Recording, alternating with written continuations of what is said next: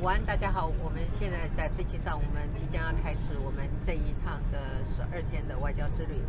这一次的旅程呢，我们叫做自由、民主、永续之旅。我们将会去访问我们在加勒比海的友邦。那么中间呢，当然会过境美国。那在这趟旅程里面呢，我们会透过我们的社群媒体来跟大家分享我们在外交上面的成果。那么也会跟各位介绍我们的邦交国的各式各样的特点跟风情，跟大家一起来共享。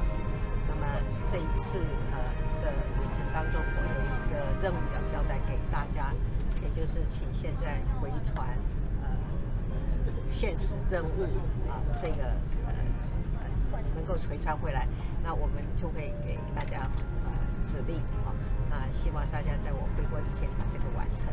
那现在我们就要出发了，那我们保持联络，我们下一次见面的就是在纽约了，谢谢。